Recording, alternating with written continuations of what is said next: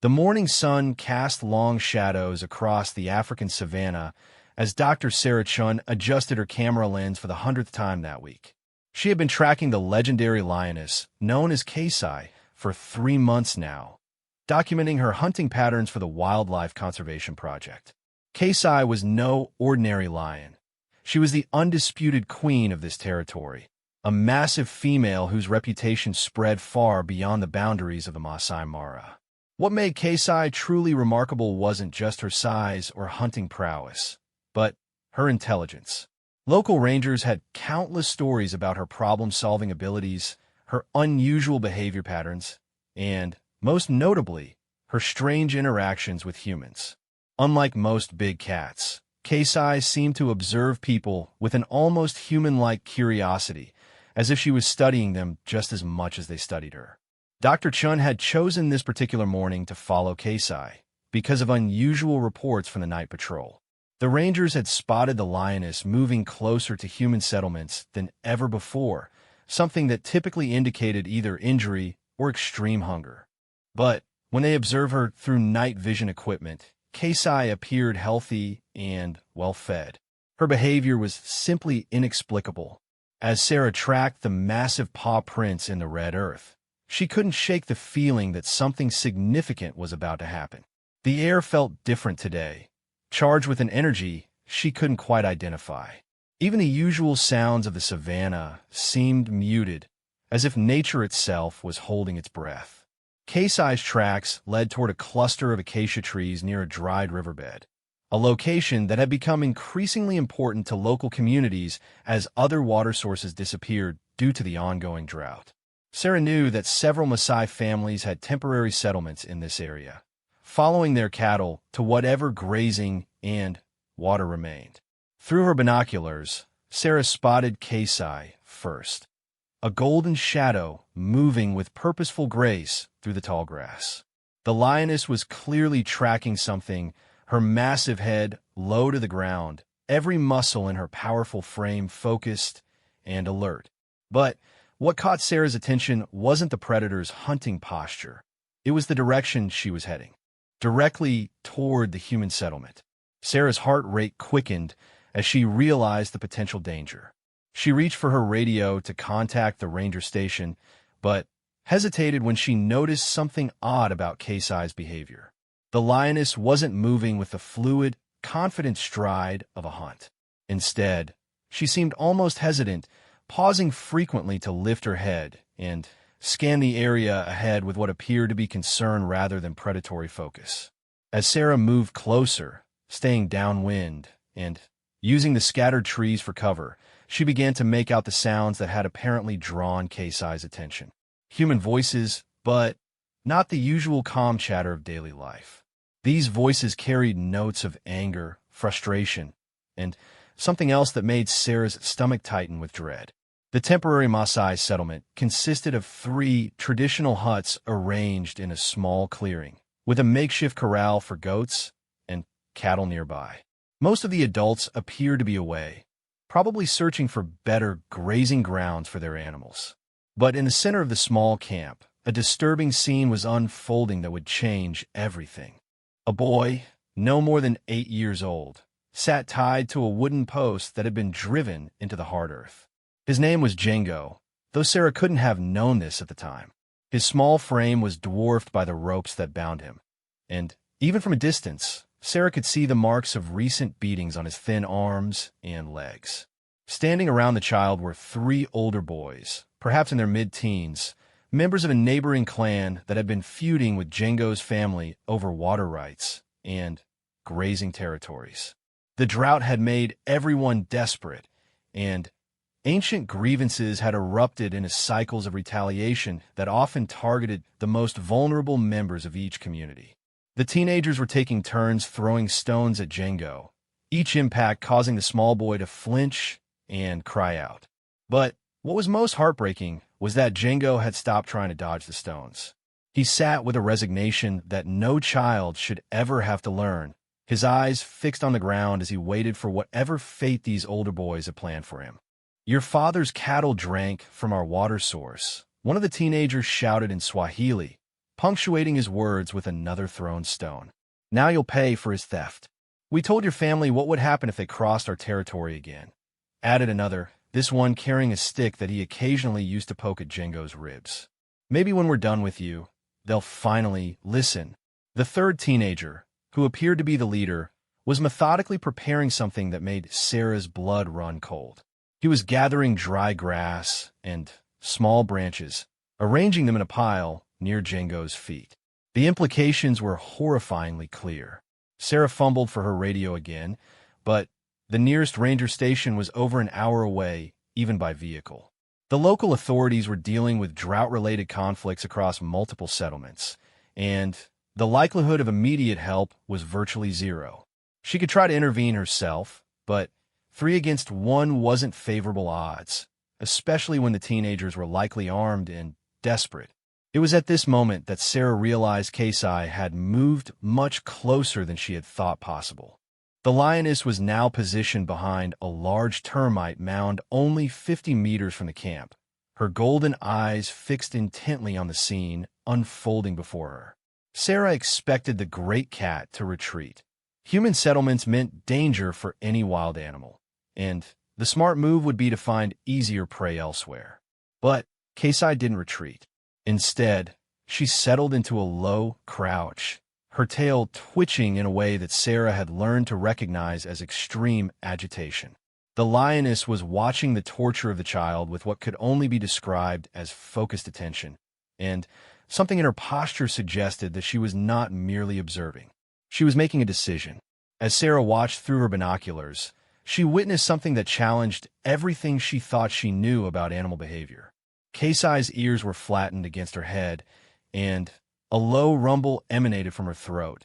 Not the typical sound of a hunt, but something deeper and more complex. It was a sound Sarah had never heard from a lion before, and it carried emotional undertones that seemed almost human in their complexity. The teenagers continued their cruel game, unaware that they were being watched by one of Africa's most formidable predators. They were so focused on their victim that they had failed to notice the complete absence of bird calls in the area, or the way their own goats had begun to cluster together nervously at the far end of their makeshift corral. Django, meanwhile, had begun to speak in a voice so soft that Sarah could barely make out the words through her equipment. He was reciting something, a prayer perhaps, or maybe just the comforting words his mother had taught him. His small voice carried across the clearing with heartbreaking clarity. Mama said the ancestors watch over children who suffer. He whispered, more to himself than to his tormentors.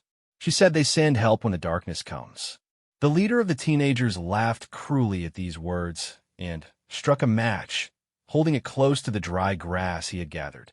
Let's see if your ancestors can help you now, he sneered. It was at this exact moment that Kasai made her choice. The lioness rose from her hiding place with a fluid motion that demonstrated why she was considered the apex predator of this territory. But instead of charging directly at the teenagers, she did something unprecedented in Sarah's years of wildlife observation. Kasai roared, but this wasn't the typical territorial roar that lions used to communicate with their pride or warn-off competitors. This was something entirely different, a sound so powerful and filled with such raw emotion that it seemed to shake the very earth beneath their feet. It was a roar of pure rage, of protective fury, of an intelligence recognizing injustice and choosing to act. The effect was instantaneous and dramatic. The 3 teenagers froze in terror, their cruel game forgotten as they faced the reality of an apex predator's full attention. The match fell from nerveless fingers, and the makeshift weapons dropped from hands that suddenly shook with primal fear. Birds erupted from every tree within a kilometer radius, and even the cattle in distant pastures began to move restlessly. Sarah felt the roar in her chest like a physical blow, and she understood with perfect clarity that she was witnessing something unprecedented in the natural world. Kasai began to move toward the camp with deliberate, measured steps. She wasn't charging. She was approaching with the confidence of a creature that knew exactly what it was doing and why. Her massive paws made almost no sound on the hard earth, but her presence seemed to fill the entire clearing with an almost supernatural authority. The three teenagers looked at each other in panic, their earlier bravado completely evaporated. They were faced with a choice that no amount of tribal conflict preparation had equipped them to handle: face down an apex predator or abandon their cruel mission entirely. But Kasai wasn't finished making her intentions clear. As she continued her approach, she did something that would be captured on Sarah's camera and eventually changed the way scientists understood animal consciousness and moral reasoning. The lioness looked directly at Django, not with the calculating gaze of a predator evaluating prey, but with what could only be described as recognition. Her golden eyes seemed to take in the child's bound hands, his injured body, his resigned posture, and the pile of kindling at his feet. For several long seconds, predator and child regarded each other across the species barrier, and something passed between them that transcended the normal boundaries of the natural world. Then, Kasai turned her attention back to the teenagers, and the temperature in the clearing seemed to drop several degrees. Her massive head lowered, her lips pulled back to reveal teeth that could crush bone with ease, and a sound emerged from her throat that was somehow even more terrifying than her earlier roar: a low, continuous growl that promised violence beyond imagination. The message was clear: leave the child alone, or face the consequences of angering nature's most perfect killing machine. The standoff lasted only seconds, but to everyone present, it felt like hours. The three teenagers found themselves caught between their desperate need to complete their cruel mission and the primal terror of facing a lioness who had clearly chosen a side in this conflict.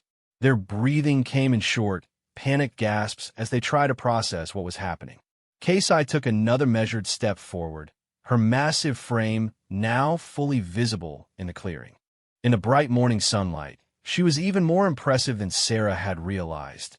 Easily 200 pounds of pure muscle and predatory intelligence, with scars along her flanks that told stories of countless battles won. Her mane, unusual for a female lion, caught the light like spun gold, and her eyes held a depth of understanding that seemed almost supernatural. The leader of the teenagers, trying desperately to salvage some authority in front of his companions, raised his stick and shouted in a voice that cracked with fear, "Get away! Go! We're not afraid of you." But his body language told a different story entirely. His hands shook so violently that the stick was useless as a weapon, and sweat poured down his face despite the cool morning air. The other two boys had begun to back away slowly, their eyes never leaving the lioness, their childhood spent listening to stories of what happened when humans encountered big cats in the wild. Kasai responded to this challenge in a way that demonstrated her extraordinary intelligence. Rather than charging or retreating, she sat down on her haunches about 20 meters from a group, maintaining eye contact with the teenagers while positioning herself directly between them and Django. It was a move that spoke of tactical thinking and strategic planning. She had effectively cut off their access to their victim while avoiding an immediate confrontation that might escalate beyond control. Dr. Sarah Chun watched this unprecedented display with a mixture of scientific fascination and growing concern. She had studied animal behavior for over 15 years, but nothing in her education or experience had prepared her for what she was witnessing. Kasai wasn't acting on instinct or territorial impulse. She was demonstrating what could only be called moral reasoning. The lioness began to make a series of soft vocalizations that Sarah had never heard before. Not quite purrs, not quite growls, but something in between that seemed directed at Django. The bound child, who had been silent since the lioness appeared, slowly raised his head to look at his unexpected protector. When their eyes met again, something remarkable happened. Django's expression of resigned terror began to shift into something that looked almost like hope. Despite every logical reason to be more afraid of the predator than his human tormentors, the child seemed to understand instinctively that Kasai was there to help him. Asante, Django whispered in Swahili, the word for thank you barely audible across the clearing. But Kasai's ears twitched in response, suggesting she had heard and somehow understood the sentiment behind the word. The teenagers, meanwhile, were beginning to realize that their simple plan of intimidation and violence had become something far more complicated. They had expected to terrorize a defenseless child and disappear before any adults returned.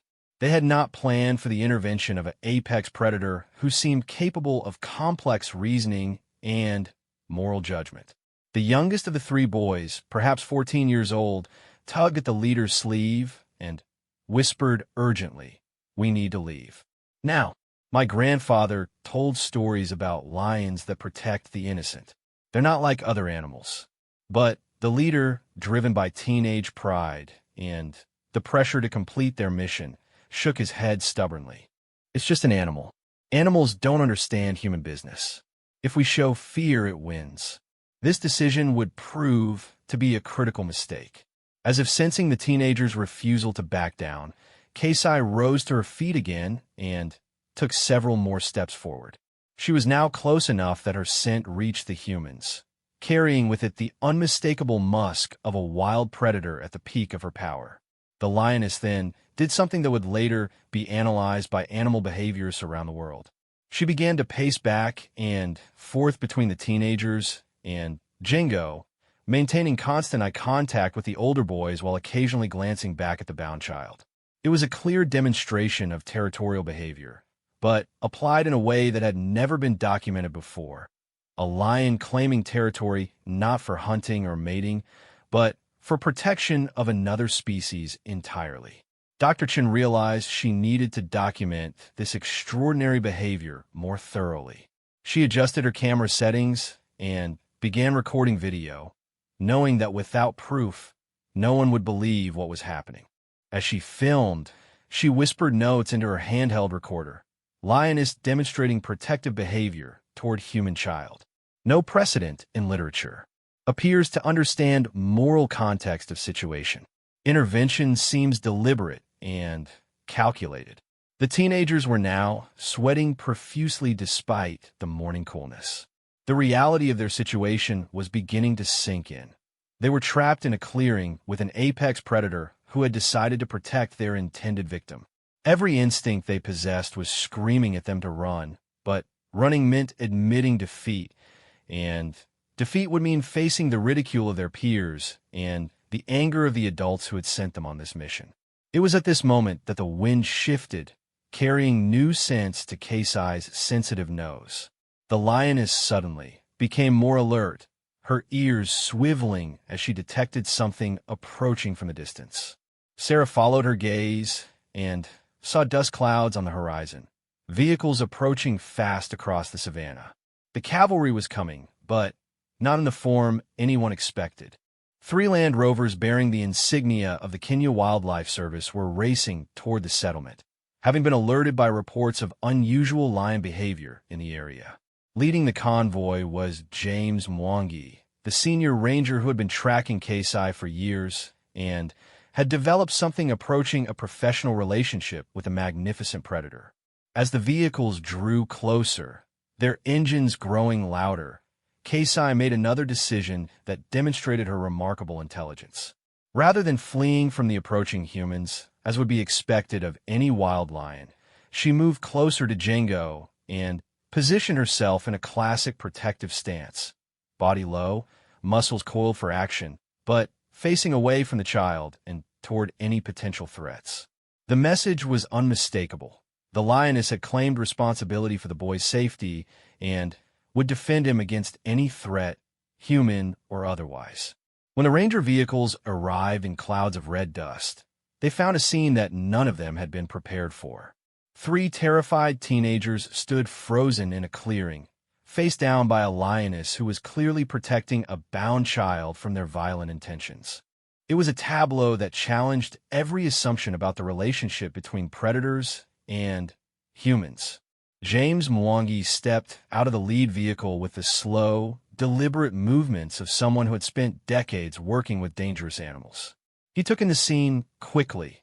The bound child, the scattered stones and sticks, the pile of kindling, and the 3 teenagers who looked like they wanted nothing more than to disappear into the earth. But his attention was primarily focused on Keisai, who watched his approach with alert but non-aggressive interest. Mwangi had encountered this particular lioness many times over the years, and he had learned to read her moods and intentions with unusual accuracy. What he saw now was a predator who was clearly agitated but not hunting, a lioness who had chosen to intervene in a human conflict for reasons that defied conventional understanding. "Nobody move," Mwangi called out in both English and Swahili, his voice carrying the authority of someone accustomed to life and death situations. "Everyone stay exactly where you are until I understand what's happening here." He began to approach the group slowly, speaking in soft tones to Keisai in a mixture of Swahili, and the clicking sounds he had learned could sometimes communicate calm intentions to big cats.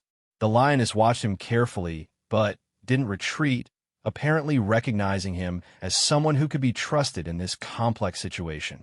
As Mwangi drew closer, he could see the extent of Django's injuries and the evidence of prolonged abuse. His expression hardened as he realized what the teenagers had been doing and why Keisai had chosen to intervene. He had worked in wildlife conservation long enough to develop a deep respect for the intelligence of apex predators, but even he had never witnessed anything quite like this. "Dr. Chun," he called out, having spotted the researcher filming from her concealed position. "I know you're there. Please approach slowly and help me understand what you've observed." Sarah emerged from her hiding place, camera still recording, her scientific mind racing with the implications of what she had witnessed. As she walked toward the group, she began to explain what she had seen, the deliberate intervention, the protective positioning, the apparent moral reasoning demonstrated by the lioness. The three teenagers, meanwhile, seemed to realize that their opportunity for escape was rapidly disappearing. Rangers meant official involvement, which meant their families would learn what they had been doing. The shame and punishment they would face at home might be worse than anything the lioness could have done to them. But their immediate problem remained Keisai, who had not relaxed her protective stance despite the arrival of the Rangers. The lioness seemed to understand that the immediate threat to Django had been neutralized, but she wasn't prepared to abandon her charge until she was certain of his safety. Mwangi approached Django slowly, speaking in gentle tones as he began to cut the ropes that bound the child. "It's all right, little one. You're safe now. The lion lady was watching over you, and now we're here to help." As the ropes fell away, Django rubbed his wrists and looked up at Keisai with an expression of pure gratitude. Despite his injuries and trauma, he seemed to understand that something miraculous had happened, that nature itself had chosen to protect him when the human world had failed.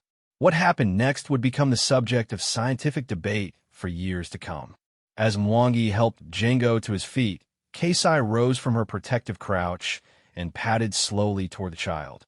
Every ranger present tensed, hands moving to tranquilize their guns, ready to intervene if the predator's intentions changed. But Keisai's approach was gentle, almost ceremonial in its deliberateness. She stopped just out of arm's reach of Django and sat down again, her golden eyes fixed on the child's face.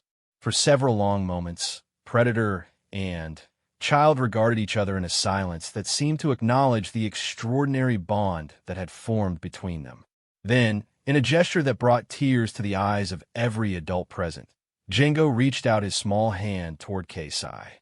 Not to touch her, he was wise enough to maintain a safe distance, but in a clear gesture of gratitude and recognition. The lioness responded by lowering her massive head slightly, a movement that in human terms might have been interpreted as a nod of acknowledgement. The spell was broken when more vehicles arrived, bringing medical personnel and additional rangers to deal with the situation. As the clearing filled with people and activity, Keisai began to show signs of agitation again. Too many humans meant potential danger, and her protective instincts were warring with her natural caution around large groups of people. Recognizing the signs, Mwangi made quick decisions to ensure everyone's safety. The teenagers were taken into custody. Django was prepared for transport to medical care, and Arrangements were made to evacuate the area so that Kasai could retreat without feeling cornered or threatened. As the lioness finally began to withdraw toward the tree line, she paused one last time to look back at Django, who was being loaded into a medical vehicle. The child, despite his exhaustion and pain, managed to raise his hand in a small wave of farewell. Kasai watched until the vehicles disappeared over a ridge, taking her protected charge to safety. Only then did the magnificent predator turn and disappear into the savannah, leaving behind a scene that had fundamentally challenged human understanding of animal consciousness, moral reasoning, and the mysterious connections that can form between species in moments of crisis. The news of what happened in that clearing spread across the scientific community like wildfire. Within 48 hours, Dr. Sarah Chen's footage was being analyzed by animal behaviorists, neuroscientists, and wildlife experts from around the world. The video showed something that challenged fundamental assumptions about predator behavior and animal consciousness. A lioness making what could only be described as a moral choice to protect a vulnerable member of another species. Dr. Chun found herself at the center of a media storm that she had never anticipated. Research institutions from 6 continents reached out, requesting access to her data. News organizations offered substantial sums for exclusive interviews. Documentary filmmakers arrived in Kenya within days, hoping to capture follow-up footage of Kasai and perhaps understand more about this extraordinary apex predator. But it was the response from the local communities that proved most significant in the long term. Word of Kasai's intervention spread through the Maasai settlements faster than any modern communication system. Elders who had spent their lives studying the behavior of wild animals declared that they had witnessed something unprecedented, a moment when the natural world had chosen to intervene directly in human affairs. Young Django recovered from his physical injuries within weeks, but the psychological impact of his experience would shape him for the rest of his life. During his recovery in the hospital in Nairobi, he spoke repeatedly about the lion mother who saved me, describing Kasai with a reverence typically reserved for ancestral spirits or divine beings. His story reached the ears of Dr. Amara Okafor, a psychiatrist who specialized in treating trauma in children from conflict zones. Dr. Okafor had worked with thousands of young victims of violence, but Django's case was unique because of the positive nature of his most vivid memory from the traumatic event. Instead of being haunted by the cruelty of the teenagers, he was sustained by the memory of Kasai's protection. Most children who survive this type of abuse carry deep scars of helplessness and abandonment, Dr. Okafor explained to colleagues who were studying the case. But Django has experienced something that contradicts those feelings completely. He believes that nature itself chose to protect him, which has given him a sense of cosmic significance and safety that is extraordinarily rare in trauma survivors. The 3 teenagers who had tortured Django faced consequences that extended far beyond any formal legal punishment. In traditional Maasai society, their actions were seen as a violation not just of human law, but of natural law itself. The fact that a lioness had to intervene to stop their cruelty was interpreted as a profound spiritual failure that brought shame to their families and clans. Elder Joseph Sankale, one of the most respected traditional leaders in the region, convened a special council to address what had happened. When the animals must teach humans about mercy, he declared to the assembled community leaders, "We have lost our way as a people. These boys will learn what it means to protect rather than harm, or they will find no place among us." The teenagers were sentenced to spend 2 years working with wildlife conservation groups, learning to understand and protect the animals they had grown up fearing and hunting. It was a form of restorative justice that aimed to transform their relationship with both nature and their own capacity for violence. Meanwhile, the scientific community was grappling with the implications of what Dr. Chun had documented. The video had been subjected to the most rigorous analysis possible, examined frame by experts in animal behavior, digital forensics, and statistical analysis. Every possible explanation for Kasai's behavior was considered and tested. Dr. Margaret Harrison, a leading expert in animal cognition from Oxford University, spent weeks studying the footage. What we're seeing here challenges our fundamental understanding of animal consciousness. She concluded in a paper that would later be published in Nature. This lioness demonstrated clear evidence of empathy, moral reasoning, and altruistic behavior toward a member of another species. The implications for our understanding of animal intelligence are profound. The research triggered a global reevaluation of apex predator behavior. Wildlife biologists began reporting similar incidents from around the world, cases where large predators had intervened to protect vulnerable creatures, including humans, from harm. These stories had often been dismissed as folklore or misinterpretation, but Casey's documented intervention encouraged researchers to examine them more seriously.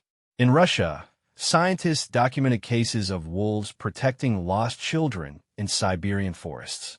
In Alaska, researchers found evidence of grizzly bears intervening when humans were attacked by other bears. In Australia, Aboriginal communities shared stories of dingoes leading rescuers to lost children, behavior that was now being studied with new scientific rigor. Dr. Chun continued to track Casey for months after the incident, documenting changes in the lioness's behavior that seemed to reflect the impact of her experience with Django.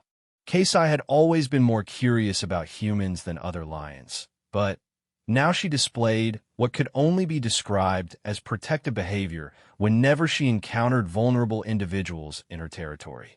She was observed following lone children at a safe distance as they tended goats, positioning herself between human settlements and known threats like rogue leopards or aggressive buffalo herds. Rangers reported that areas under Casey's informal protection had significantly lower rates of wildlife-related injuries and deaths. The lioness had apparently expanded her concept of territory to include not just land and prey, but also the welfare of vulnerable creatures within her domain. It was an evolution in apex predator behavior that had never been documented before, suggesting that the intervention with Django had been a transformative experience for Casey as well. 6 months after the incident, something extraordinary happened that would cement Casey's legacy forever. Django, who had been living with relatives in Nairobi while recovering from his trauma, convinced his family to let him return to his home territory for a traditional coming-of-age ceremony. Despite concerns for his safety, the boy insisted that he needed to complete this ritual in the place where he had been saved. The ceremony was planned to take place at dawn in a sacred grove near the settlement where the original incident had occurred. As family members and community elders gathered in the pre-dawn darkness, they became aware of a familiar presence watching them from the edge of the clearing. Casey had somehow known that Django had returned. The lioness sat at the tree line, barely visible in the dim light, but clearly present and alert. As the ceremony began and Django stepped forward to receive the blessings of his elders, the magnificent predator rose and began to pace slowly around the perimeter of the gathering. Elder Sandkale, who was conducting the ceremony, paused in his chanting when he noticed Casey's presence. The old man had spent his entire life in the bush and had developed an almost supernatural ability to read the intentions of wild animals. What he saw in the lioness's behavior convinced him that something sacred was taking place. "The Great Mother blesses this child," he announced to the astonished gathering. "She claims him as one of her own. From this day forward, Django walks under the protection of all wild things. The ancestors have sent a sign that his path will be extraordinary." As if responding to these words, Casey stopped her pacing and faced the ceremony directly. She let out a low, rumbling call that seemed to carry across the entire savanna. From the distance came answering calls. Other lions, leopards, hyenas, and even elephants seemed to be responding to her announcement. For nearly 15 minutes, the entire ecosystem seemed to pause and acknowledge what was happening in that clearing. Birds stopped their morning songs, insects ceased their buzzing, and even the wind appeared to hold its breath. It was as if nature itself was taking part in Django's ceremony, welcoming him into a fellowship that transcended species boundaries. Dr. Chun, who had been invited to document the ceremony, watched through her camera lens as boy and lioness acknowledged each other one final time. Django raised his hand in the same gesture of gratitude he had shown months earlier, and Kasai responded with a gentle bob of her massive head. Then, the moment ended. The lioness turned and disappeared into the tall grass as suddenly as she had appeared, leaving behind a community transformed by what they had witnessed. The ceremony continued, but everyone present understood that they had participated in something that would be remembered and told for generations. The story of Django and Kasai became legend throughout East Africa and eventually around the world. It inspired new research into animal consciousness, led to changes in wildlife protection laws, and fundamentally altered how many people understood the relationship between humans and apex predators. Django grew up to become a wildlife conservationist, dedicating his life to protecting the creatures that had once protected him. He established schools that taught children to understand and respect predators rather than fear them, sharing his story as an example of the unexpected connections possible between species. Dr. Chin's research based on the incident earned her international recognition and helped establish new protocols for studying animal behavior in crisis situations. Her work contributed to a growing body of evidence that apex predators possess far more complex emotional and reasoning abilities than previously understood. But perhaps the most significant impact was on how communities throughout Africa began to view their relationship with wild predators. The old stories of lions and leopards as nothing more than killers gave way to more nuanced understandings of these creatures as complex beings capable of moral reasoning and protective behavior. Kasai herself became a protected celebrity, with her territory designated as a special conservation zone where research into predator consciousness could continue. She lived for many more years, continuing to demonstrate unusual protective behaviors and serving as an ambassador for a new understanding of apex predator intelligence. When she finally died of old age, her passing was mourned not just by the scientific community, but by communities throughout Kenya who had come to see her as a bridge between the human and natural worlds. Django, now a young man, was present at her death, maintaining a vigil that lasted 3 days and nights. She taught me that protection can come from the most unexpected places, he said at a memorial service attended by hundreds of people. She showed me that courage isn't about being the strongest or most feared. True courage is about choosing to help those who cannot help themselves, even when you gain nothing from it. The legacy of that 15-minute encounter between an apex predator and a defenseless child continued to ripple outward, challenging assumptions, inspiring research, and reminding humanity that the natural world contains mysteries and wisdom that we are only beginning to understand. In saving one small boy, Kasai had opened a window into the profound depths of animal consciousness and the unexpected connections that bind all living things together. Years later, when scientists discovered that the incident had been part of a broader pattern of protective behavior among apex predators worldwide, they realized that Kasai hadn't been an anomaly. She had been the first documented example of something that was happening everywhere, but had never been properly recognized or studied. The galaxy hadn't paused for 15 minutes on that morning in the Masai Mara. But for everyone who witnessed what happened between a lioness and a child, the entire universe had shifted slightly on its axis, revealing truths about consciousness, morality, and connection that would reshape understanding for generations to come.